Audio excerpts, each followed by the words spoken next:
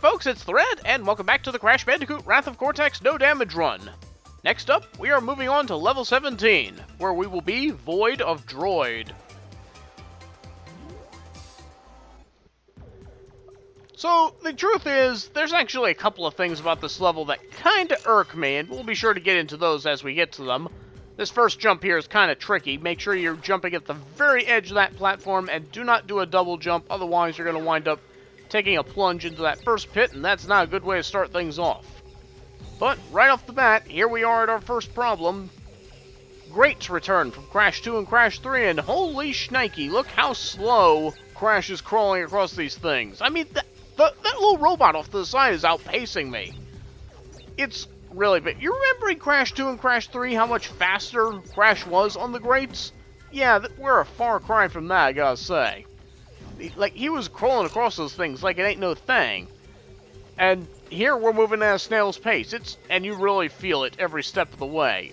And it makes this section feel a lot longer than it actually is.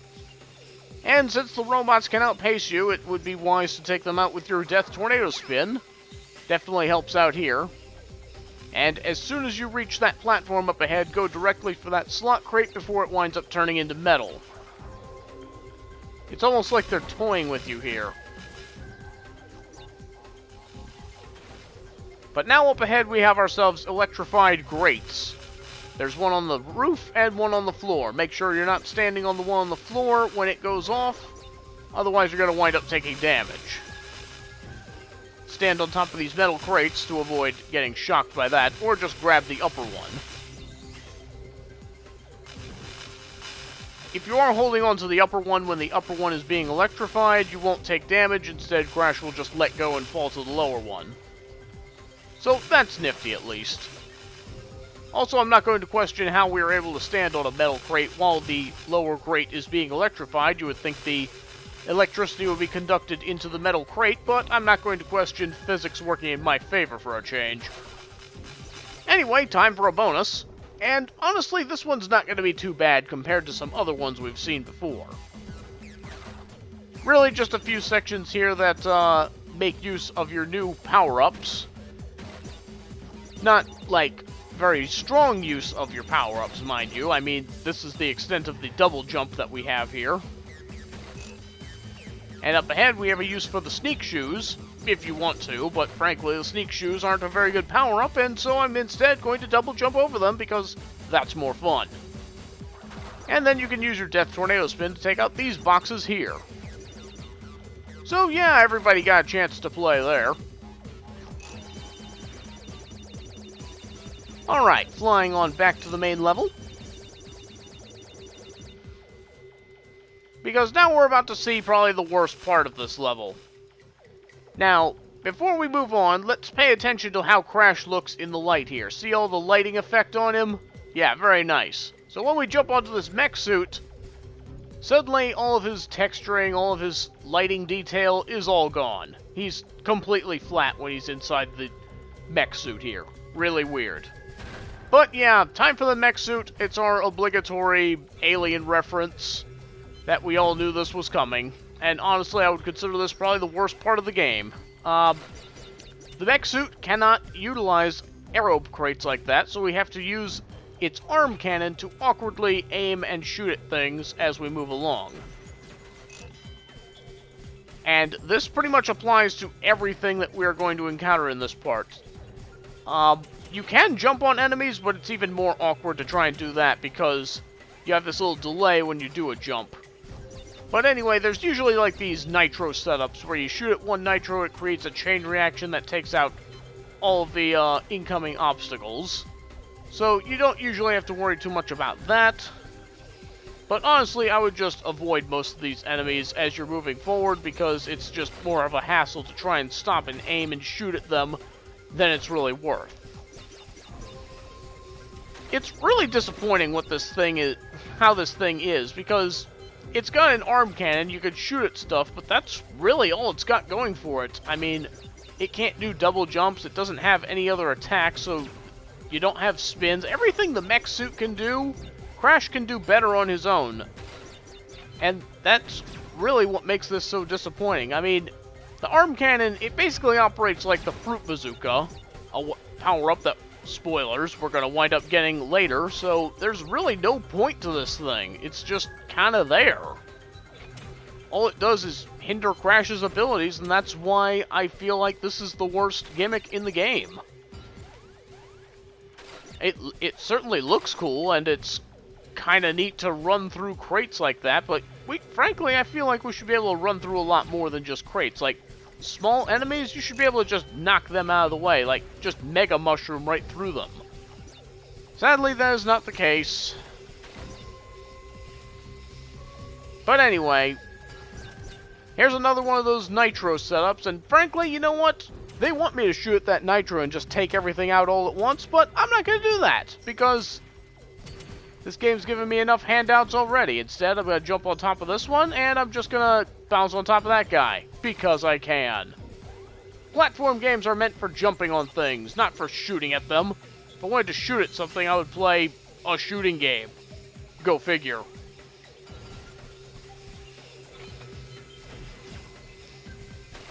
And like I said, because so many of these enemies are moving, except for like the laser guys here, the robots are kind of difficult to hit with your Wampa cannon, so it would be better, you'd be better off just running past them. We've also got some nitro that we'll have to contend with, but we can just stop and shoot at them before moving forward, and that's not really an issue either. And that's pretty much what this whole mech section is. You run forward, you stop and shoot at something, you run forward some more. Also, we have a purple gem path, and yes, we will have to go into it using the Mech Suit, but we will come back to that momentarily. We gotta clear out the rest of the boxes up ahead first. Well, that was just silly. Anyway, here's our well-hidden crystal. It was pretty well hidden in the darkness there, and this nitro makes me uncomfortable. Ugh! Well, the nitro detonator will take care of that later on. We're gonna bounce on this robot so we can reach the box up above. Otherwise, we're just gonna have to awkwardly aim at it.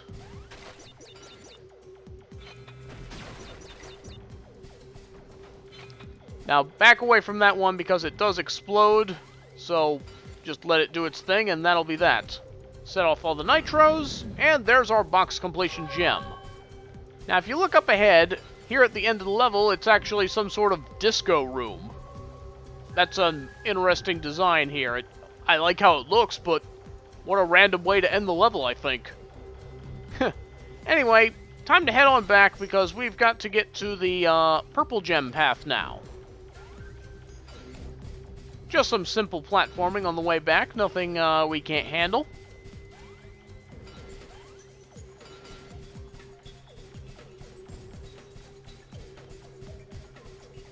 And let's jump onto the platform and get this thing done. This is honestly going to be one of the easier alternate paths, and like the other ones that we've seen, this one normally does have nitro crates on it, but much like the rest of the level, using the Mech Suit, all you have to do is stop and shoot at it, and then you can move forward. So, the nitro that is here doesn't really add any sort of challenge to this, so we're not missing much. I'm not going to be going back to show what the path looks like with the nitro, because there's not really a point. All you do is stop and shoot at it, and then you move forward. And some of it can be used to take out some of these enemies as well. The reason it didn't take them out earlier is because, well, they weren't on screen at the time. Another note to make is, on the GameCube version of this game, there is no darkness anywhere in the area, so you can actually see as far ahead as you want in that version. I guess that's because they couldn't have the, lighting effect. It was a little too complex for the GameCube hardware, I guess. But just a few enemies, and there's our special gem, and we've gotten all the collectibles in this level. Thank goodness we're done. And that's it for Droid Void. Pretty much a meh level, because I don't really like the Grate section, I don't really like the Mech Suit. This level as a whole is just kind of there for me. But, it's not a terribly difficult one either, so I have mixed feelings about it. We do have a few outtakes, though, so we'll be sure to check those out. And be sure to join us next time, as we are moving on to level 18. Oh boy. Crash Droids is going to be next. It's a flying level, so it might be a little while before this next video goes up, so bear with me. But until then, see you next time! The things that really annoy me about this game. We're going to be seeing one of them pretty soon. Well, that's annoying in and of its own right. You remember back in Crash... Well, that was hit detection. Make sure you're not standing on the electrified one on the ground. Also, don't jump into enemies. That will definitely help too. Well, that was just embarrassing. But we'll get to those soon enough. Make sure you're doing single jumps. Oh, well, never mind. Make sure you're not standing on the lower one when it becomes electrified, or that happens. If you're hanging on to the upper grates when it's electrified... well. That was a shocking performance.